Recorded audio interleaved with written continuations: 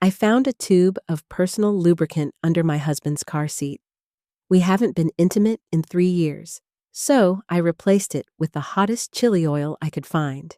And what happened at midnight that same night brought the entire neighborhood to our doorstep. Before I tell you what happened, let me know in the comments where you're watching from. And if you enjoy stories like this, please like and subscribe. It helps me keep sharing more. The tube was wedged between the passenger seat and the center console, half hidden under a crumpled napkin that smelled like cheap floral perfume I'd never worn. I wasn't looking for evidence that Tuesday afternoon.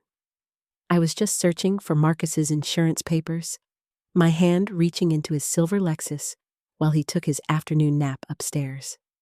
My fingers brushed against something plastic and slippery.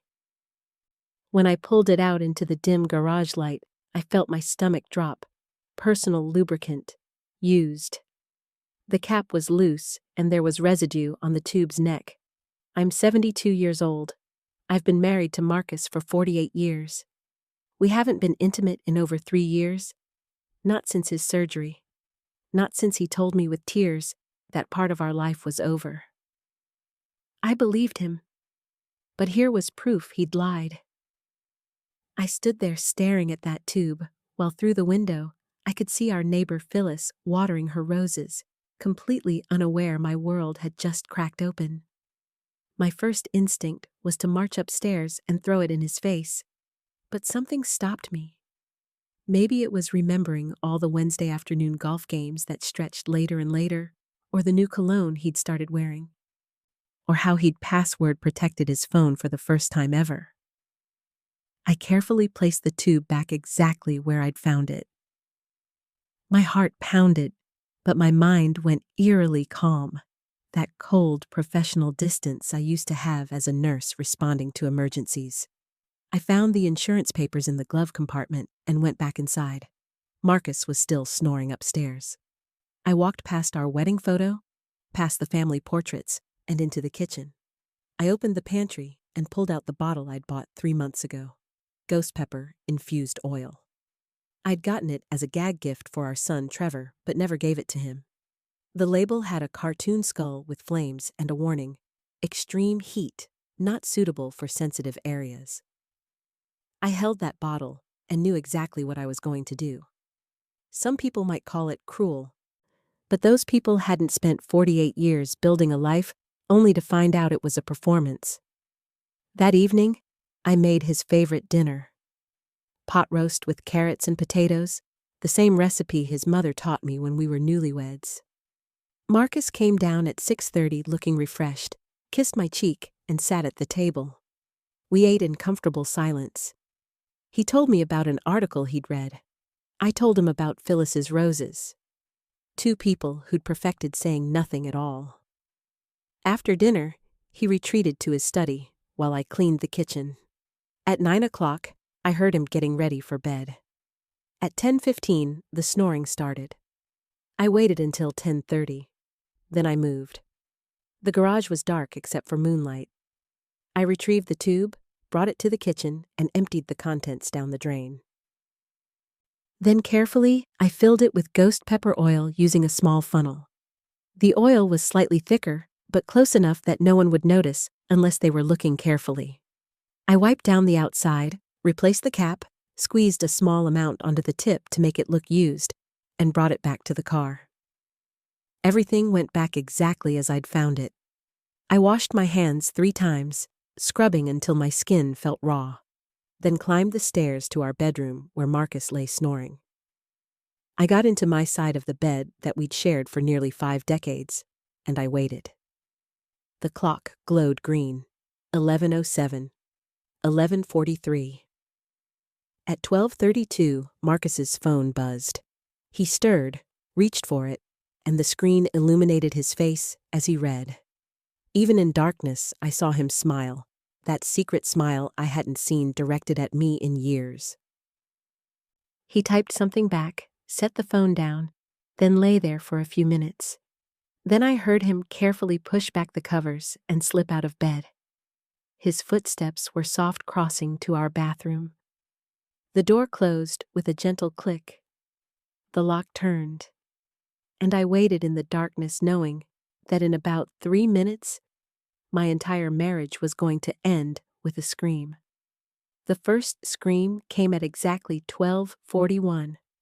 Not a yell, but a genuine primal scream of agony that shattered the quiet house. I sat up in bed, heart racing even though I'd expected it. The sound was so raw that for a second, I forgot this was my plan, and my body responded with pure instinct. Then I remembered. Another scream, even louder, followed by a crash. Through the locked door, I could hear him gasping, choking on panic. "Oh God, Eleanor, help me, something's wrong. Call 911, it burns!" I got out of bed and walked to the bathroom door. "Marcus, you need to unlock the door so I can help you." "I can't move. Eleanor, please just call for help." The shower turned on suddenly, and I heard him stumble into it, still screaming. The water was probably making it worse, spreading the burning deeper. I almost felt sorry for him. Almost. I walked downstairs and picked up the house phone. 911, what's your emergency?" The dispatcher's voice was professional, calm. "My husband is in the bathroom screaming that something is burning him. He locked the door and I can't get to him. He's 74. I'm worried it's a medical emergency." I gave her our address while walking back upstairs. Marcus's screams had become sobs now, broken and desperate. "Ma'am, I'm dispatching paramedics now. Can you tell me exactly what he's saying?" "He keeps saying something is burning. He can't tell me what or where. He was fine when we went to bed." "The paramedics are about 4 minutes out. Try to keep him calm and get him to unlock the door." "Marcus, sweetheart, the ambulance is coming, but you need to unlock the door." "I can't reach it. Oh, God." His voice broke into another sob. Outside, the house across the street lit up. Then the one next door. Our neighbors were waking to the screaming. I saw Phyllis's curtain twitch aside, her phone pressed to her ear. Perfect. Within minutes, the whole neighborhood would know something terrible had happened to Marcus Fletcher at midnight. The ambulance arrived at 12:49, sirens wailing, lights painting our street red and white. I opened the front door in my nightgown. Silver hair uncombed, face creased with worry. 2 paramedics rushed in, a young woman and an older man. "He's locked in the upstairs bathroom. He won't open the door." The male paramedic knocked hard. "Sir, this is the fire department. We need you to unlock this door right now or we're breaking it down." "Help me, please. Something's wrong. It burns so bad." They exchanged a glance. The woman spoke into her radio requesting police backup. They were thinking overdose, probably, drugs, a medical emergency with complications. "Ma'am, step back. We're forcing the door." I retreated as he counted to 3 and drove his shoulder into the door. The old wood splintered on the second hit, and the door swung inward. What they found inside would become neighborhood legend by morning. Marcus was in the shower, fully naked, cold water running over him while he crouched sobbing, hands clutching himself in agony. The bathroom reeked of pepper spray, that acrid burning smell that made both paramedics step back coughing. The tube lay on its side by the sink, cap off, a small amount pooled on the white porcelain. The older paramedic, Morrison, scanned the scene with professional eyes. His gaze landed on the tube, flicked to me in the hallway, then back to Marcus. I watched his jaw tighten. He knew, maybe not the full truth, but enough to understand this wasn't simple. "Sir, we're going to help you, but tell us exactly what happened," the woman, Vasquez, said, wrapping a towel around Marcus. "What did you come in contact with?" "I don't know. I was in here and suddenly it started burning." "Did you use any products? Medication?" Morrison asked, his voice neutral but eyes sharp. Marcus's gaze darted to the tube, then to me, and I watched realization hit him like a physical blow. His eyes went wide. His mouth opened, but no sound came except a strangled gasp. He knew. In that moment, Marcus understood exactly what had happened and why. And he couldn't say a word without revealing why he'd been using personal lubricant alone in the bathroom at midnight. Morrison picked up the tube with a gloved hand and sniffed carefully. "Sir, this smells like capsaicin, concentrated pepper oil. Did you apply this to yourself?" The silence was deafening. Marcus looked at me with something between horror and pleading, begging me not to tell. I looked back with gentle confusion, the perfect picture of a concerned wife who had no idea what was happening. "I don't understand. Marcus, why would you have that? Where did it come from?" I don't. Someone must have. I don't know." He was trapped between truth and lie, between pain and shame. "We need to transport him," Vasquez said. "Chemical burn, possibly severe." As they helped Marcus out of the shower, wrapping him in blankets, I heard the front door open. Police had arrived, standard procedure. Phyllis's voice, too, come over to see if she could help. What on earth had happened? By now, lights were on in every house on our street. Tomorrow, the whole neighborhood would be talking about how Marcus Fletcher was found naked and screaming, how there was some kind of chemical involved, how paramedics had to break down the door, how his wife stood there confused, with no idea what her husband had been doing. They loaded Marcus onto a stretcher, still sobbing softly. Morrison approached me. "Ma'am, you'll want to come to the hospital. We're taking him to Evergreen Memorial." "I'll drive myself. I just need a moment to change. Will he be all right?" "The doctors will take care of him," he replied, which wasn't really an answer. As they carried Marcus down the stairs, past the police taking notes, past Phyllis shaking her head in shock, I stood in our bedroom and finally allowed myself to feel something. Not satisfaction, not revenge, something colder and sadder and more final. This was the end of my marriage. 48 years ending not with dignity, but with screaming and shame and lies upon lies. I got dressed slowly, finding my purse and keys. Through the window, I saw the ambulance pulling away, lights flashing, but no siren now. Phyllis was talking to a police officer on our lawn, probably telling him how we'd seemed like such a normal, quiet couple. She was right. You never really know what goes on behind closed doors. I locked the front door and drove to the hospital through empty streets, wondering what Marcus would tell the doctors, and knowing that whatever story he came up with, we were both liars now. We'd both crossed lines that couldn't be uncrossed, but only one of us had started it. The emergency room was busy for 1 a.m. A teenager with a skateboarding injury, an elderly man clutching his chest, a young mother with a crying infant, and Marcus behind curtain 7, being treated for what nurses were carefully calling a chemical exposure incident in a sensitive area. I sat in the waiting room 20 minutes before a doctor came to find me. Dr. Reeves was maybe 50, tired eyes behind wire-rimmed glasses, the kind of expression that said he'd seen everything human stupidity had to offer. "Mrs. Fletcher, I'm treating your husband. Would you come with me?" I followed him past the curtained beds until we reached the small consultation room where doctors delivered bad news. "How is he?" I asked, settling into the plastic chair, folding my hands like a proper concerned wife. "Your husband will recover fully, though he's in considerable pain. We've cleaned the affected area and applied a neutralizing agent, but capsaicin burns in sensitive tissue are extremely painful and slow to heal. He'll need prescription cream and must avoid any friction for at least 2 weeks." Dr. Reeves paused, studying me. "Mrs. Fletcher, I need to ask some questions about what happened tonight." "Of course, anything that helps." "Your husband told us he was using a personal lubricant when the burning began. He claims he had no idea it contained capsaicin. He seems to believe someone tampered with the product. Do you know anything about that?" I let my expression shift through confusion to slow, dawning horror. Are you asking if I did something to hurt my husband? I'm asking if you have information that might help us understand how concentrated pepper oil ended up in a tube of personal lubricant in your home.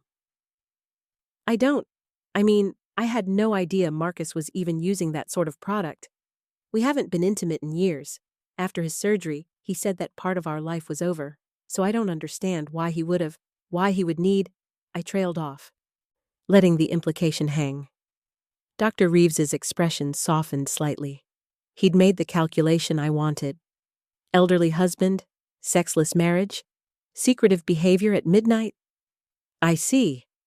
Mrs. Fletcher, your husband has also asked to speak with police. He seems to believe this was deliberate. Do you have any idea why he might think that? No. Unless he knows something about his own behavior, he hasn't told me. Doctor, is my husband having an affair? The bluntness seemed to catch him off guard. That's not something I could know or comment on. But you must see this sort of thing. Men his age, secretive behavior, personal lubricant hidden where their wives won't find it. It's not exactly a mystery, is it? I let tears well up. How long have I been the fool? Mrs. Fletcher, I want to see him. Dr. Reeves hesitated.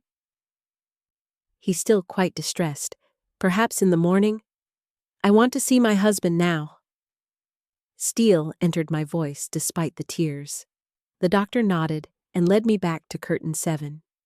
Inside, Marcus lay in a hospital gown, an IV in his arm, his face gray and exhausted. When he saw me, his expression cycled rapidly through pain, anger, fear, and something that might have been shame. Eleanor. His voice was hoarse from screaming. I'll give you privacy, Dr. Reeves said, though he left the curtain partially open. Hospital policy probably when domestic violence was suspected. Marcus and I stared at each other across the small space. This man I'd built a life with. This stranger who'd betrayed me. Who is she? I asked quietly. Eleanor, please, not here. Who is she? It wasn't. You don't understand? Then help me understand, Marcus. Help me understand why you have personal lubricant hidden in your car. Help me understand who you were texting at midnight. Help me understand why you lied about being physically unable when apparently you're very able, just not with your wife. His eyes darted to the partially open curtain, hyper-aware that nurses could hear every word. Keep your voice down. Or what? You'll call the police? Tell them your wife somehow tampered with a tube you had hidden in your car that she wasn't supposed to know about? Please, Marcus, make that call. I'd love to hear you explain it. The color drained from his face as he realized the trap. Any complaint would require him to admit why he had the lubricant, where it was kept, what he was doing with it. Would expose his affair to our children, our friends, the entire neighborhood that had already heard him screaming. You did this, he whispered, voice shaking with rage. You found it and you tampered with it. You tried to hurt me. I found a tube of lubricant in your car this afternoon, a car we both own. I didn't put it there, Marcus. You did. And whatever happened to it afterward, well, ghost pepper oil and personal lubricant must look awfully similar in dim light. Easy mistake for someone to make. You're lying. You knew exactly what you were doing. Prove it. Go ahead. Call the police. File a report. Tell them your wife deliberately caused you injury with a product she had no reason to know existed, that was hidden in a car for purposes she couldn't have known about. Then watch them start asking questions about who you were with, what you were doing, where you've been spending your Wednesday afternoons. His jaw clenched so hard I heard his teeth grind. I could have been seriously hurt. You could have caused permanent damage. Funny thing about permanent damage. I've been living with it for months, haven't I? Every time you lied about golf. Every time you came home smelling like perfume, you thought I wouldn't notice.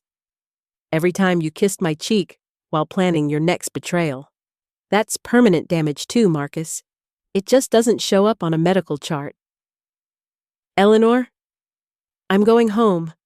The doctor says you'll be fine in a few weeks. I'll come collect you tomorrow when they discharge you. We'll discuss what happens next then. We're not done talking about this. Actually, I think we are. For tonight anyway. I turned to leave, then paused. Oh, and Marcus? You might want to think carefully about what story you tell the children. Because whatever you say to them, I'll make sure they know the whole truth, every single detail, starting with what you were really doing at midnight in our bathroom. I left him lying there, trapped in his hospital bed, trapped by his own lies, and walked back through the ER with my head high. Phyllis was in the waiting room, apparently having followed the ambulance, wrapped in a jacket over her bathrobe. Eleanor! Oh, honey, how is he? What happened? The doctors say he'll be fine. Some kind of allergic reaction. Very unfortunate timing. I heard, well, people are saying it might not have been just an allergic reaction. That the paramedics found something suspicious. Chemical burns in a private area? She couldn't meet my eyes. Marcus will need to rest for a few weeks. Doctor's orders. I'm sure the whole neighborhood will be understanding about giving him privacy during his recovery. Phyllis nodded vigorously. Oh, absolutely. Let me know if you need anything, Eleanor. I thanked her and drove home through dark streets, past houses full of sleeping families who had no idea their quiet neighbor, Eleanor Fletcher, had just destroyed her husband. The house was empty when I got back, still smelling faintly of the paramedics' equipment, the broken bathroom door hanging crooked. I made chamomile tea and sat at the kitchen table watching sunrise through the window, feeling nothing at all. The phone started ringing at 7 in the morning. Our daughter Natalie calling from Portland, voice high with panic.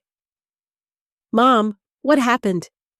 Melissa Crawford just texted me that Dad had to be rushed to the hospital. Is he okay? Why didn't you call me? I was still at the kitchen table, my cold tea untouched, watching the neighborhood wake up. Across the street, I could see Phyllis on her porch talking to 2 other neighbors, their heads bent together, glancing toward my house every few seconds. Your father had an adverse reaction to a personal care product. He's stable, and the doctors expect a full recovery. There was no need to alarm you in the middle of the night. A personal care product? What does that mean? Mom, you're being weird. Natalie had always been perceptive. Your father will explain when he feels ready to discuss it. Explain what? Mom, you're scaring me. He'll be home from the hospital later today. You can call him then. I'm calling him right now. She disconnected, and I knew within minutes she'd be demanding answers from Marcus, who would have to figure out what lies he could tell that wouldn't make him look like either an adulterer or a victim.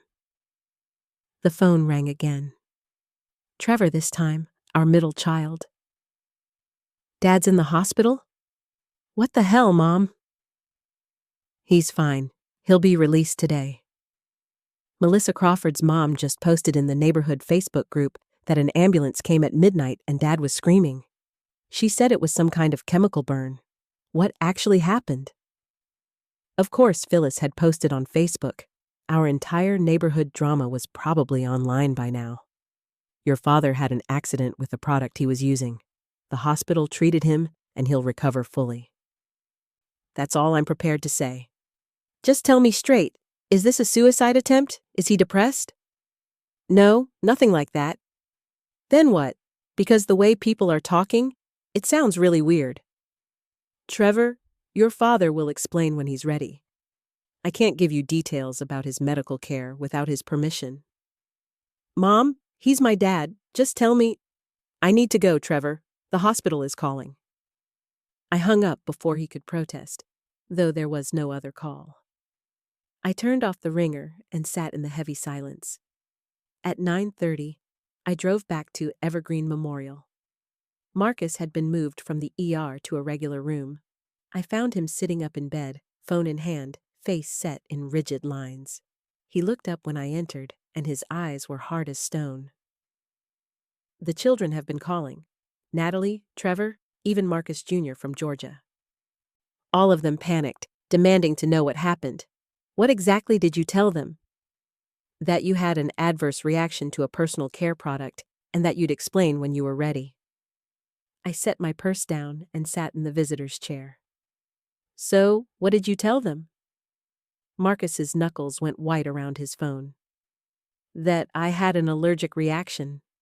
That I must have used the wrong cream by mistake in the dark. And they believed that? Natalie didn't. She kept asking questions. Where did I get the cream? Why was I using it at midnight? Why did it smell like pepper spray, according to Phyllis's Facebook post? He glared at me. Phyllis posted on Facebook? Screenshots of her texts with other neighbors, speculation about what really happened, photos of the ambulance in our driveway. The whole neighborhood is talking, Eleanor. Well, you should have thought of that before you started keeping secrets.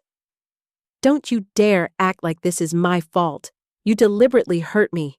You committed assault. I could press charges. Go ahead. But before you do, you should know I took some photos yesterday when I found that tube in your car. I pulled out my phone. Would you like to see them? The blood drained from his face. You had no right. I also found these. I scrolled to the next photos, screenshots from his laptop that I'd accessed using the password he didn't know I knew. His email account opened to a thread with someone named Veronica. Messages going back 8 months, hotel reservations, dinner receipts, photos of them together at a bed and breakfast, his arm around a woman maybe 50 with red hair and a bright smile. Both of them looking at the camera like teenagers in love. Marcus stared at the screen, mouth working soundlessly. How did you... Your laptop password is our anniversary backwards, Marcus. It's been the same for 20 years. Did you really think I'd never figure it out? You went through my private files. That's illegal. That's invasion of privacy. So is stealing $43,000 from our joint savings and transferring it to Veronica Chen's art gallery fund. That's embezzlement. Want to compare crimes? He sagged back against the pillows, all fight draining out. How long have you known? About Veronica? Since yesterday? About you being unfaithful? I suspected for months. The cologne, the late nights, the way you stopped really looking at me. I put my phone away. I just needed proof before I did anything. So you poisoned me. I replaced the contents of a personal lubricant tube that was hidden in a car I co-own with a cooking ingredient from my pantry. What happened after that was your choice, your actions, your consequences. I could have been permanently damaged. You're not the only one with permanent damage, Marcus. A nurse appeared in the doorway. Is everything all right? We're fine, I said pleasantly. Just discussing treatment plans. She looked skeptical, but withdrew. Marcus lowered his voice to a harsh whisper. You're insane. No, what's insane is spending 48 years building a life with someone, supporting them through every crisis, only to discover they've been lying for months while planning to drain your bank account with their mistress. Veronica's art gallery fund. Marcus? Really? He couldn't meet my eyes. It wasn't like that. Veronica understands me in ways you never did. She appreciates my support. She listens when I talk. She makes me feel alive again. I made you feel alive for 48 years. I gave you 3 children. I moved across the country twice for your promotions. I nursed you through cancer, held your hand through your mother's death. And the moment you retired and had free time, you decided I wasn't interesting enough. You're always busy with your properties, your tenants, your spreadsheets. When was the last time we had a real conversation? When was the last time you asked about mine? When was the last time you noticed I've been managing 5 properties alone, dealing with problem tenants, handling emergency repairs at 3 in the morning? When did you last thank me for the income funding your comfortable retirement? This isn't about money. It's always about money, Marcus. Money and respect and being seen. You didn't feel seen by me, so you found someone who would worship you, treat you like you're still important, and you were willing to steal from our retirement to keep her interested. The silence between us was toxic. Outside, I could hear ordinary hospital sounds, nurses chatting, a patient's TV, a breakfast tray rattling past. Normal life continuing while ours disintegrated. "What do you want?" Marcus finally asked, defeated. "I want my $43,000 back. I want you to tell our children the truth. Not some sanitized version, but the actual truth about why you're in this hospital." "Eleanor, please. You're going to transfer your half of the savings into my name only. You're going to sign a post-nuptial agreement giving me full ownership of the rental properties. And you're going to move out of our house by the end of the week. You can't just kick me out." "It's my house, Marcus. My name is on the deed because your credit was ruined after the embezzlement scandal at your firm. I bought that house with my inheritance. You've been living in my house for 23 years. That seemed to hit him harder than anything else. "I didn't realize—" "No, you didn't realize a lot of things. You didn't realize I kept meticulous records of every dollar I put into our life. You didn't realize I had access to your accounts. You didn't realize that underestimating me would be your biggest mistake." I stood up. "Dr. Reeves says they'll discharge you this afternoon. I'll be here to drive you home at 3. You have until then to decide whether you want to do this the easy way with a quiet separation, an honest conversation with our children, or the hard way with lawyers and divorce proceedings where every detail gets entered into public record. The kids will hate you for this. Maybe, or maybe they'll remember their father lied to everyone, stole money, cheated on their mother, then tried to blame her when he got caught. Children have pretty good instincts about who's actually at fault, Marcus." I walked to the door and paused. "Oh, and you should probably call Veronica. Let her know the art gallery fund is drying up. I imagine she'll be very understanding." The look on his face told me everything about how understanding Veronica was likely to be when the money stopped. I left him in that hospital bed, trapped not by injury but by consequences, and drove home feeling lighter than I had in months. Our daughter Natalie arrived at the house within 3 hours of my call, having driven straight from Portland. I watched from the window as she parked her Prius in the driveway and sat there for a moment, both hands on the steering wheel, preparing herself. She'd always been the sensitive one, the child who felt everything too deeply. She was inside before I could open the door, wrapping me in a fierce hug. "Mom, what's really going on? Don't give me hospital language. I need the truth." I led her to the kitchen table and told her everything.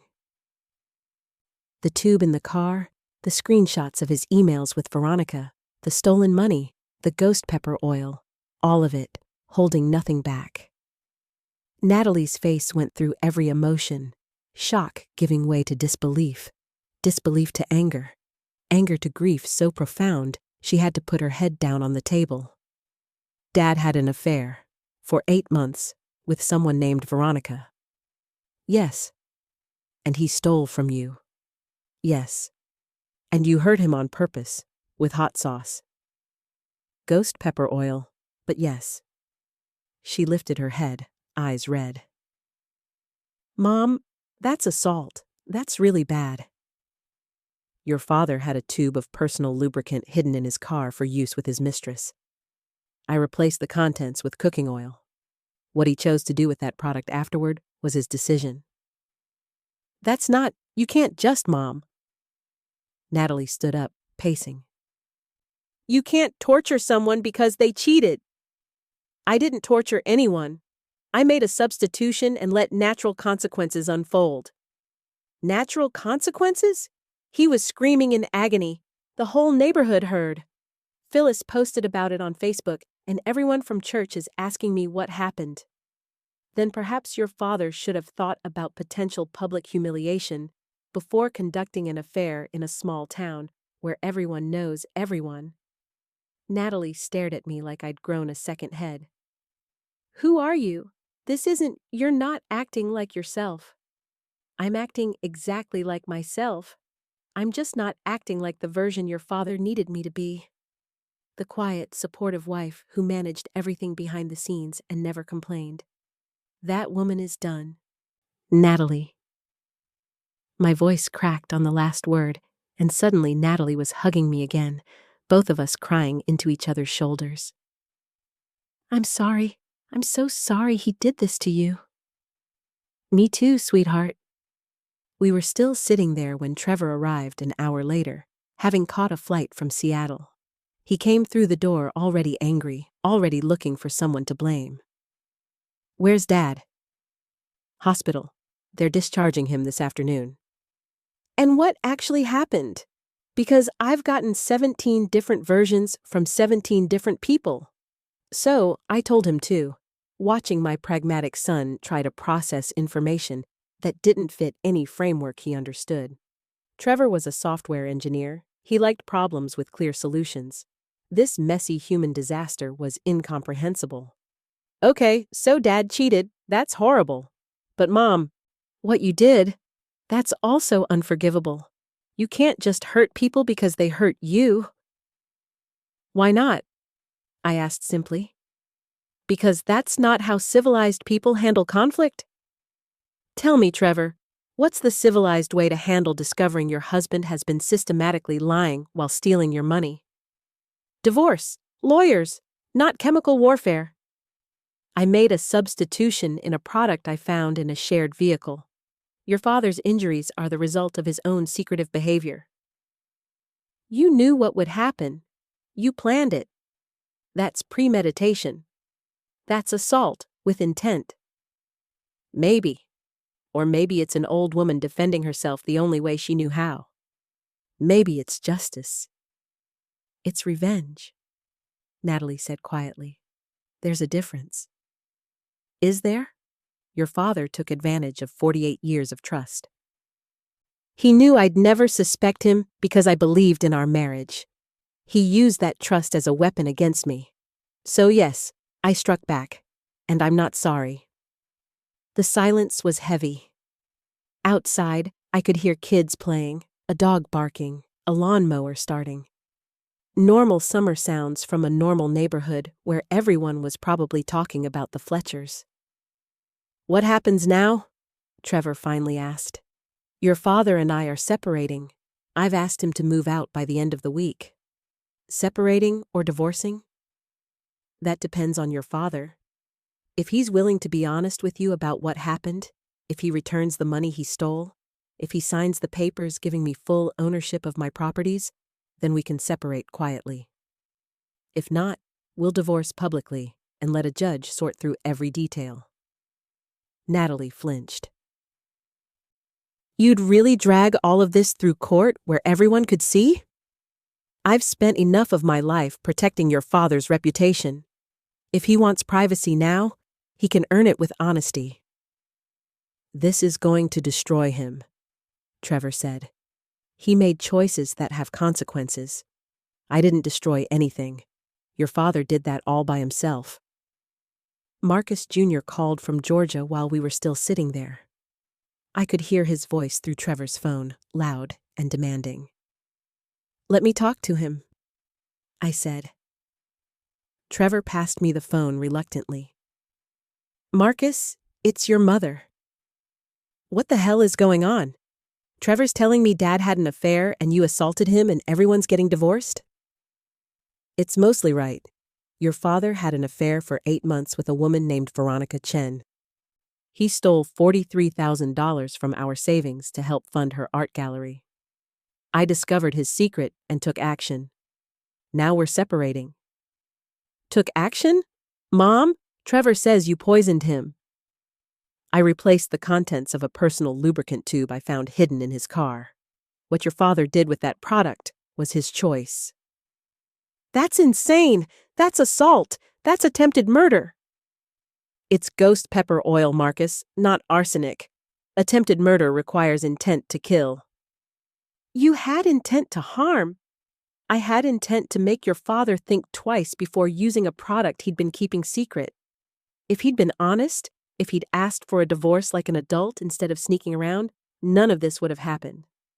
So this is Dad's fault? He cheated, so you tortured him? Your father betrayed 48 years of marriage and stole money I earned. I responded in a way that ensured he'd face consequences. If you want to call that torture, that's your choice. I call it justice. Mom, listen to yourself. You sound crazy. That stung more than I wanted to admit. My eldest son, the one I'd supported through business school, who I'd helped with his down payment, thought I was crazy for refusing to be victimized quietly. I sound like a woman who's done being walked on, and if that makes me crazy in your eyes, I can live with that. Your father will be home this afternoon. If you want his version of events, call him then. But my version is the truth, Marcus. All of it.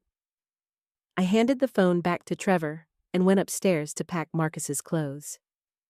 Natalie followed me, watching as I pulled shirts from hangers and folded them mechanically. You're really kicking him out. I really am. Where's he going to go? Veronica's probably, or a hotel. Or one of you could offer him your spare room if you're feeling charitable. I kept folding, not looking at her. He's your father, and you love him. I understand that, but he's not my responsibility anymore. He's going to be alone. He's been alone with Veronica for 8 months. I'm sure they'll figure something out. Mom, I know you want to fix this. You've always been the peacemaker, but this isn't something you can fix. Your father made choices that ended our marriage. I made choices that ensured he'd face consequences. Those are adult decisions made by adult people. You don't have to choose sides, but you do have to accept this is happening. She nodded, tears streaming down her face, and helped me finish packing. By the time I drove to the hospital at 3 o'clock, Marcus had 3 suitcases waiting in our bedroom and 2 of our 3 children angry at both their parents.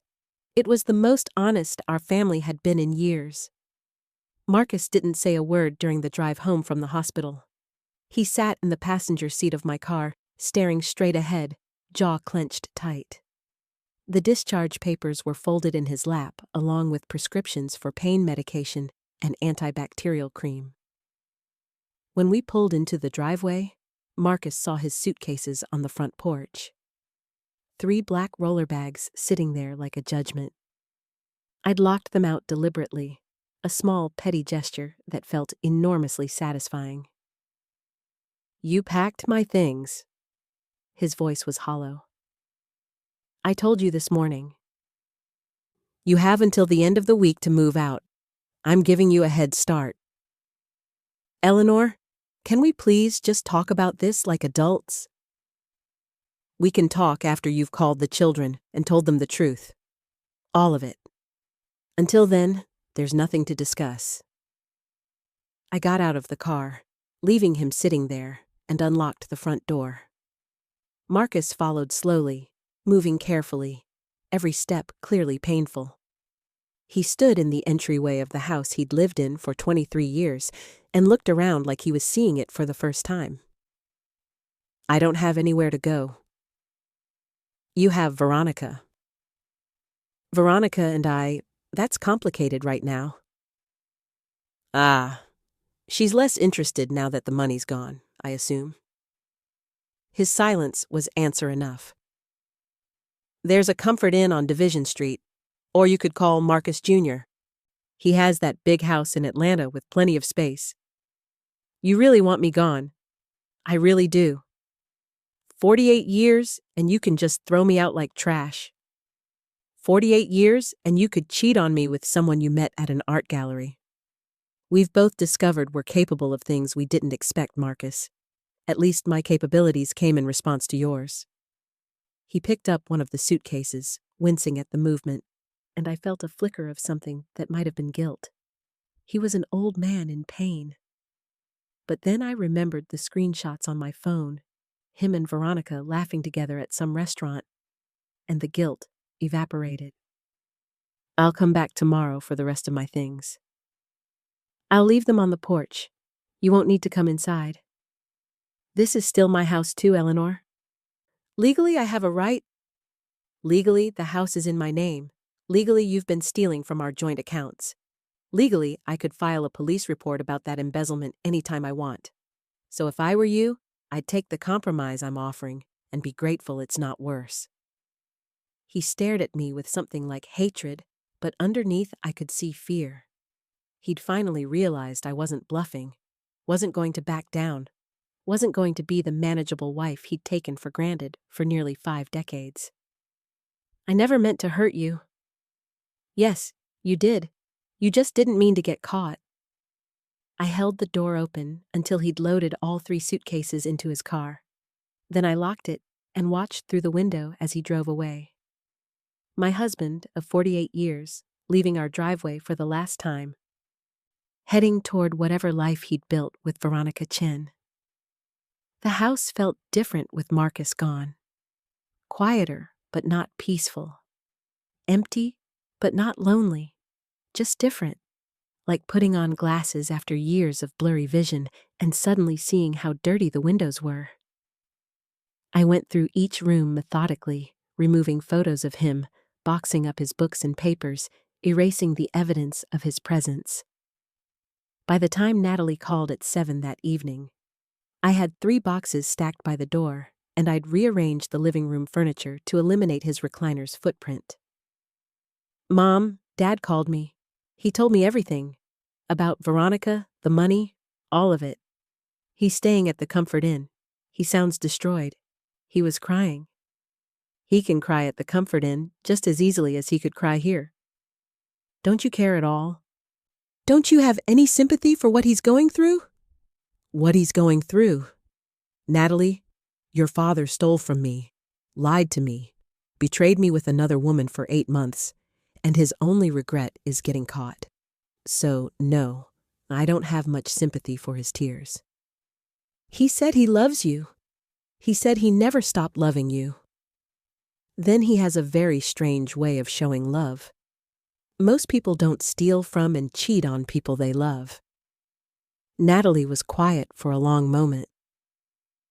Trevor wants to have a family meeting, all of us together, to talk about what happens next.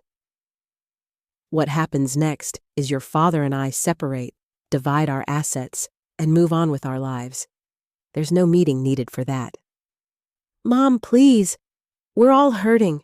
The whole family is falling apart. Can't we just sit down and try to figure out a way through this that doesn't end with everyone hating each other? I looked around my living room, at the empty spaces where Marcus's things had been, at the photos I'd taken down, at the life I was systematically dismantling. All right, one family meeting, but I'm not promising anything changes afterward. Thank you. Sunday afternoon at my place in Portland, I'll make lunch. Sunday works. I'll be there. The next few days passed in strange limbo. I went to the grocery store and ran into 3 different neighbors who all suddenly became very interested in their shopping carts when they saw me. Phyllis waved from across the street but didn't come over. The woman at the dry cleaners asked how Marcus was doing with an expression that was half concern, half ghoulish curiosity. Everyone knew something had happened. No one wanted to ask directly. On Friday afternoon, I was sorting through Marcus's home office when I found the folder. It was tucked into the back of his filing cabinet behind old tax returns. A plain manila folder with no label. Inside were printouts of emails between Marcus and Veronica, going back not 8 months, but 14 months. Over a year. The affair had been going on for over a year. There were photos too, dozens of them printed on regular paper. Marcus and Veronica at restaurants, at art shows, at what looked like a weekend getaway to the coast. In every photo they looked happy. Not secretive or guilty, just happy. Like a normal couple doing normal things. At the bottom of the folder was a draft of a letter, handwritten in Marcus's careful script. My dearest Veronica, I've decided to ask Eleanor for a divorce. It's time I stopped living a lie and started building the life I want with you. It was dated 3 weeks ago. He'd been planning to leave me. All those weeks I'd been suspecting and gathering evidence, he'd been planning to end it himself. The ghost pepper oil had just accelerated his timeline. I sat on the floor of his office, surrounded by boxes and files and evidence of his secret life, and I laughed. It wasn't a happy laugh or a bitter laugh, just a laugh of pure absurdity at the cosmic joke. We'd both been planning to end our marriage at the same time, just in very different ways. Sunday came too quickly. I drove to Portland through summer traffic, my car loaded with more of Marcus's belongings. Natalie lived in a small bungalow with her husband Craig. Trevor was already there when I arrived. Marcus pulled up right behind me. We all stood in Natalie's driveway for an awkward moment, a family that didn't know how to be a family anymore. Come inside. I made lasagna. We sat around her dining room table like we were having a normal Sunday dinner. Natalie had set it with her good dishes and candles, trying to make it special, trying to fix something beyond fixing. Thank you all for coming. I know this is hard for everyone, but we're family, and families work through problems together. Some problems can't be worked through, I said quietly. Some problems are the end of things. Mom, please, we haven't even tried. Natalie, your father cheated on me for over a year. He stole money. He was planning to divorce me before I even found out about the affair. What exactly is there to work through? Marcus's head snapped up. How did you know about the letter? I found your folder, Marcus. All of it. The emails, the photos, the draft letter to Veronica explaining how you were going to leave me. I pulled it from my purse and slid it across the table. You were going to blindside me with a divorce after 48 years. Trevor picked up the letter, read it, and his face went white. Dad, you were really going to just serve her papers out of nowhere? It wasn't like that. That letter was just me working through my thoughts. I never sent it. Because I found your secret first. Because I acted before you could.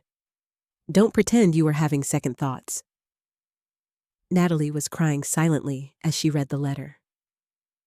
I don't understand. If you wanted to leave Mom, why not just tell her? Why sneak around? Why steal money? Because he wanted to have his cake and eat it too. He wanted Veronica and the excitement of an affair, but he also wanted the security and respectability of our marriage. He wanted everything with no consequences. That's not fair. You made our marriage miserable too, Eleanor. You were always busy with your properties, always focused on money and repairs. When was the last time you asked about my day? I asked you 3 days before I found that tube how your week was going. You told me it was fine and went back to reading your newspaper. I asked you 2 weeks ago if you wanted to go see that documentary you'd been talking about. You said you were too tired? I asked you last month if you wanted to take a trip for our anniversary. You said we should save money. I asked, Marcus. You just weren't interested in doing things with me anymore because you were already doing them with Veronica. The silence was suffocating. Trevor pushed his plate away, lasagna untouched. I can't believe this is happening. My parents are getting divorced, and you both did terrible things to each other. Your mother tortured me. She deliberately caused me physical harm. That's assault. That's a crime. And everyone's acting like it's justified because I made a mistake. A mistake? A mistake is forgetting an anniversary. What you did was a sustained, deliberate betrayal that lasted over a year. Don't minimize it. And what you did was assault. What I did was respond to finding evidence of your affair in a way that ensured you'd face immediate consequences. I'm not proud of it, but I'm not apologizing for it either. Natalie stood up abruptly. I can't listen to this anymore. You're both acting like children. You're both wrong. and I can't fix this for you." She walked out, and I heard her bedroom door close. Craig emerged from the kitchen, cleared his throat uncomfortably. "Maybe we should take a break." "There's nothing to cool down from. We're not a family having a disagreement. We're two people ending a marriage while their children watch. That's not something that gets fixed over lasagna." I looked at Marcus across the table. This man I'd spent most of my life with, and felt nothing. No love, no hate, just vast indifference. "I'll have my lawyer draw up separation papers. You can review them with your own lawyer. We'll divide the assets and move on. That's the best outcome anyone can hope for." "Eleanor." "Wait," Marcus said, but I was already walking toward the door. Trevor followed me outside. "Mom, do you really not feel anything? No regret, no guilt, nothing?" I considered the question honestly. "I feel relief, Trevor. Relief that I don't have to pretend anymore. Relief that the truth is out. Relief that I can spend whatever years I have left not wondering when my husband is lying to me." "That's really sad." "Yes, it really is." I drove back to Spokane alone through the mountains and the summer evening, and I felt the weight of 48 years finally lifting off my shoulders. 3 months later, I sat in my lawyer's office signing the final separation papers. Marcus sat across the table with his own lawyer, a sharp-eyed woman named Patterson who'd done her best to get him a better deal, but ultimately had no leverage to work with. The house was mine, the rental properties were mine, and Marcus got his pension and his car and a check for $50,000 as his share of our liquid assets. He looked older than he had that night I'd found the tube in his car. Grayer, thinner, diminished somehow. Veronica had stopped returning his calls 2 weeks after the hospital incident. Once she'd realized the money had dried up and his wife wasn't going to be a quiet victim. He'd been living in a studio apartment near the hospital, working part-time at a friend's accounting firm to make ends meet. Our children were split in their loyalties. Marcus Jr. had sided firmly with his father, calling me vindictive and cruel. Trevor maintained careful neutrality, calling both of us every few weeks with surface-level conversations that revealed nothing. Only Natalie still came to visit, though our relationship had changed, become more guarded. Two adults who loved each other but couldn't quite trust each other anymore. The neighborhood gossip had eventually died down, replaced by newer scandals and dramas. Phyllis still crossed the street when she saw me, but others had grown comfortable with the new normal. Eleanor Fletcher, the woman who'd divorced her husband after catching him cheating. The details got fuzzier over time, the story simplified into something more palatable. "If you'll both sign here," my lawyer, Patricia Chen, said, sliding the documents across the table. No relation to Veronica, thankfully, though the coincidence of the last name had been darkly amusing when I'd first hired her. I signed my name on each page, my signature steady and clear. Eleanor Margaret Fletcher. Soon to be Eleanor Margaret Hartley again, my maiden name restored. Across from me, Marcus's pen hovered over the paper, shaking slightly. "This is really it. 48 years, and it ends with signatures on paper." "It ended in our bathroom at midnight 3 months ago, Marcus. This is just the legal paperwork catching up to reality." He signed, the lawyers witnessed, and just like that we were separated. The marriage wouldn't be officially dissolved until the 6-month waiting period ended, but for all practical purposes, we were done. In the parking lot afterward, Marcus called my name. "Eleanor, wait!" I turned, my hand on my car door. "What?" "I'm sorry. I know it's too late and it doesn't change anything, but I need you to know I'm sorry for what I did. You didn't deserve any of it." "No, I didn't. And I'm sorry for how it ended." "For what you felt you had to do?" I understand now, I think. The anger, the betrayal, the need to make me feel something immediate and real. Do you? Do you really understand what it's like to discover your entire life was a performance? That the person you trusted most was lying to your face every single day? He looked down at his shoes, expensive leather loafers I'd bought him 2 Christmases ago. Veronica left, you know. She won't return my calls. I know, Natalie told me. I lost everything.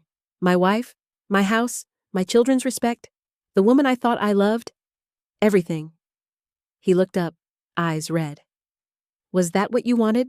To destroy me completely? I thought about that question, really thought about it. I wanted you to face consequences for your choices, Marcus. I wanted you to understand that betrayal has a cost. Whether you're destroyed or not isn't something I control. You did that yourself. I know I did this, all of it. But Eleanor, I have to ask, do you think you'll ever forgive me? Not now, maybe, but someday?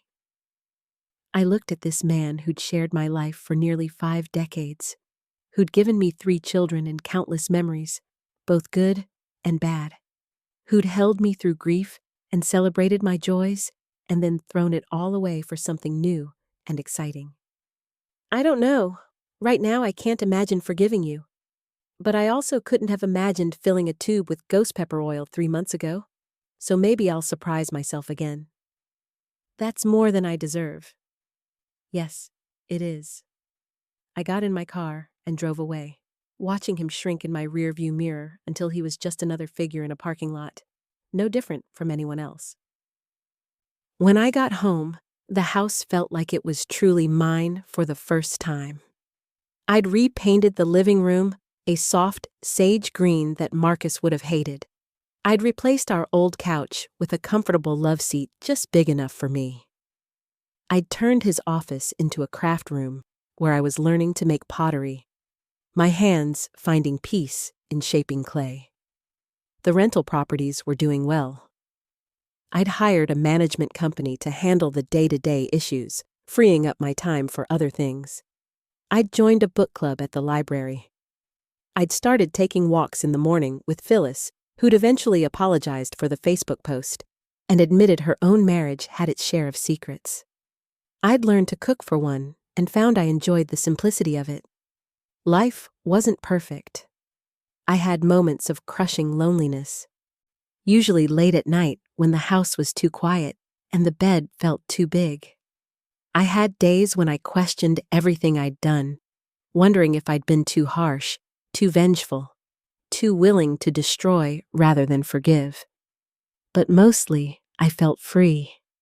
Free from wondering where Marcus was on his golf days. Free from smelling his shirts for traces of perfume. Free from the constant low-level anxiety that something was wrong, even when I couldn't name what. Free to be Eleanor Hartley again, not Eleanor Fletcher, the wife who managed everything behind the scenes. A month after the separation was finalized, Natalie came to visit. She was pregnant, her first child, a fact she'd been afraid to tell me because she didn't want to make the family situation more complicated. I'm going to be a grandmother, I said, my hands on her barely showing belly, feeling tears spring to my eyes. You're going to be a grandmother. I'm sorry I didn't tell you sooner. With everything happening, I didn't want to add more stress. This isn't stress, sweetheart. This is joy. Pure joy. We sat in my new living room, drinking herbal tea for her and regular tea for me, talking about nursery colors and baby names and how she was going to tell Marcus, who she'd been slowly rebuilding a relationship with. He asks about you, how you're doing, if you're okay. What do you tell him? That you seem happy, that you've repainted the house and joined a book club and you're taking pottery classes, that you're building a new life. That's accurate. Are you happy, Mom? Really? I considered the question. I'm not unhappy. I'm not angry anymore. I'm just living my life on my own terms for the first time in decades. Whether that's happiness or just peace, I'm not sure yet, but it's better than what I had before. Natalie nodded. turning her teacup in her hands. I used to think you and Dad had the perfect marriage, that you were the example I should follow with Craig. Now I know there's no such thing as perfect, just people trying their best and sometimes failing. Sometimes failing spectacularly. Your father and I both failed in the end. We just failed in different ways. That evening, I got a text from an unknown number. This is Veronica Chen. I need to talk to you about Marcus. I stared at the message for a long time before responding. I have nothing to say to you. Please, just 5 minutes. I made a terrible mistake and I need to apologize. I almost blocked the number. Almost deleted the message and went on with my evening. But curiosity got the better of me. You have 5 minutes. Say what you need to say. Her response came quickly, a long paragraph of text. She'd met Marcus at an art gallery, been flattered by his attention, his sophistication, his apparent success. He'd told her his marriage was basically over, that he and his wife were staying together for financial reasons but had separate lives. He'd promised to leave me, to start fresh with her, to fund her gallery dreams.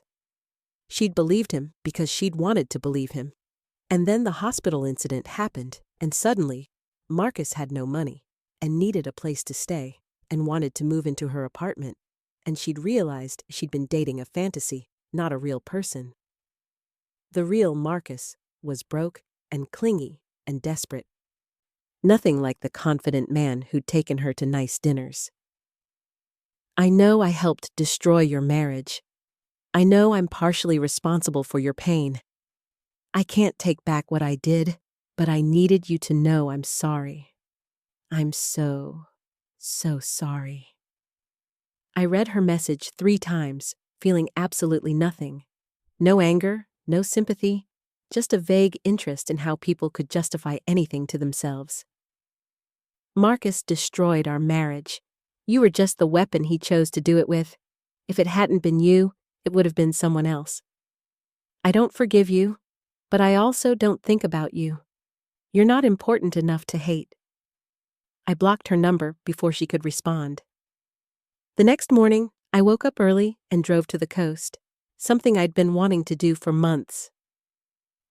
I walked along Cannon Beach where Marcus and I had gotten married 48 years ago, the same beach where we'd promised forever to each other with such certainty. The ocean looked exactly the same. The haystack rocks stood eternal and unchanging. But I was different. That young nurse in her simple white dress who'd believed in happily ever after was gone. In her place was an older woman who knew better, who'd learned that sometimes love ends not with a bang, but with a tube of lubricant and a bottle of ghost pepper oil. I walked for hours, letting the cold Pacific wind clear my head, and when I got back to my car, I felt lighter. The past was the past. Marcus was the past. The anger and betrayal and pain were all fading into memory, becoming just another chapter in a long life. What came next was up to me. For the first time in 48 years, my future was entirely my own to determine. That night, back in my house, I started writing this story down. Not for revenge or vindication, or to prove I was right, just to document what happened, to make sense of it all, to turn chaos into narrative, and maybe, just maybe, to warn other women that they don't have to accept betrayal quietly. That sometimes fighting back, even in ways society might judge as wrong, is the only way to reclaim your power. My name is Eleanor Margaret Hartley. I'm 72 years old. I was married for 48 years to a man who betrayed me.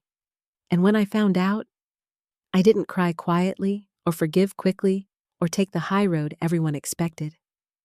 I filled a tube with ghost pepper oil and let nature take its course. Some people will think I'm a monster. Some will think I'm a hero. Most will think I'm somewhere in between, a flawed human being who made a choice in a moment of pain and anger. I can live with any of those judgments because I know the truth. I know that for the first time in decades, I chose myself. I chose my dignity over his comfort. I chose consequences over forgiveness, and I chose to stop being a victim. Whether that makes me right or wrong isn't for me to decide, but it makes me free.